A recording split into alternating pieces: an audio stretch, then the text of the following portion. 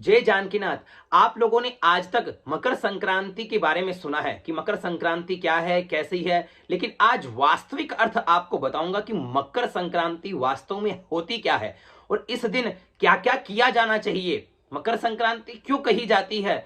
ऐसे बहुत से प्रश्नों का समाधान इस वीडियो में आपका बनेगा और इसका समाधान इस वीडियो में किया जाएगा। तो वीडियो के लास्ट तक आप बने रहिएगा और पूरा वीडियो देखिएगा। देखिए, मकर संक्रांति क्यों मनाते हैं। भगवान सूर्य का मकर राशि में प्रवेश करने को ही हम मकर संक्रांति कहते हैं। क्या कहते हैं? भगवान सूर्य का मकर राशि में प्रवेश करने को हम मकर संक्रांति कहते हैं और भगवान सूर्य का कर्क राशि में प्रवेश करने पर हम कर्क संक्रांति कहते हैं। तो जो इस वर्ष मकर संक्रांति मनाई जा रही है उसे हम मकर संक्रांति क्यों कहते हैं? क्योंकि उस दिन मकर राशि में, उसी दिन भगवान सूर्य मकर राशि में प्रवेश कर जाते हैं। तो मकर राशि में प्रवेश करने को एक तरह से हम उत्तरायण भी कहते हैं। उत्तरायण का मतलब होता है, देखिए दो अयन होते हैं, एक उत्तरायण एक दक्षिणायन। उत्तरायण मतलब सीधा सा समझिए, उत्तरायण देवताओं का दिन होता है और दक्षिणायन देवताओं की रात्रि होती है।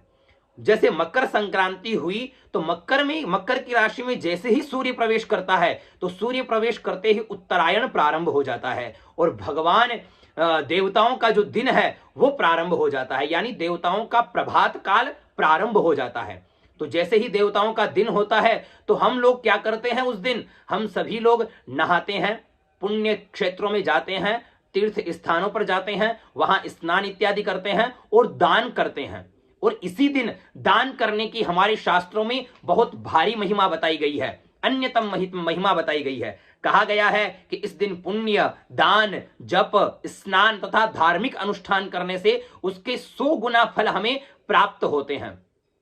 तो इस दिन प्रातः काल हमें उठ करके सबसे पहले स्नान इत्यादि से निवृत्त होना चाहिए। अगर कहीं पास में कोई तीर्थ क्षेत्र हो तो वहां पहुंच करके हमें स्नान करना चाहिए। ठीक है। संक्रांति के प्रवेश के अंतर ही 40 घड़ियों का विधान शास्त्र में बताया गया है कि 40 घड़ियां यानी 16 घंटे को पुण्य काल माना गया है। जैसे ही मकर राशि में सूर्य प्रवेश करता है तब से लेकर के 16 घंटे तक आप जितना भी पुण्य दान करते हैं, जितना भी जप करते हैं, भजन करते हैं, उसका आपको बहुत उत्तम फल प्राप्त होता है और अत्यधिक फल प्राप्त होता है। यह स्नान दान का पर्व है।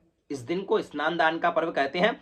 इस दिन जो व्यक्ति स्नान नहीं करता वो व्यक्ति दरिद्री होता है। और आजकल क्या देखा जाता है, आजकल बच्चे लोग नहाए और सुबह उठेंगे और उठते ही पतंग उड़ाने के लिए छत पे चले जाएंगे। ठीक है ना। तो पहले आप लोग ये संस्कार डालिए कि बच्चों लोग सब लोग नहा धो के पूरे घर के अंदर सब लोग तैयार हो, अपने बड़ों को प्रणाम करो, सबसे आशीर्वाद लो, उस दिन भगवान का थोड़ा भजन कीर्तन करो। ठीक है। उसके पश्चात आनंद लो, पूरे दिन भर आनंद लो, खूब दान करो। ठीक है। इस पर्व पर तिल का विशेष महत्व बताया गया है। तिल के लड्डू भी बनाते हैं हम, तिल के लड्डू दान भी करते हैं। इस दिन तिल का हवन हमें करना चाहिए, तिल का भोजन करना चाहिए, तिल मिश्रित जल का पान हमें करना चाहिए, तिल का दान, ये सभी कार्य मकर संक्रांति के दिन हमें बहुत अत्यधिक फल प्राप्त करवाते हैं। घृत और कंबल के दान का भी इस दिन विशेष महत्व बताया गया है। यानी जो भी आपको गरीब दिखे और जो असहाय लोग हो उनका आप लोगों को जितना हो उतना उनकी सहायता करनी चाहिए। उनको आप कंबल दान करो, काली कंबल दान करो, उनको तिल के लड्डू दान करो, है ना। ये ऐसा पर्व है, सब में मेल जोल मिलाने वाला पर्व है ना। छोटे लोग बड़े लोगों को प्रणाम करते हैं, उनसे आशीर्वाद लेते हैं। इस दिन गंगा इत्यादि स्नान की बहुत महिमा बताई गई है। तो घर में आपके पास अगर गंगा जल हो तो गंगा जल अपने नहाने वाली जो बाल्टी है उसमें डालें और फिर उस जल से आप स्नान करें।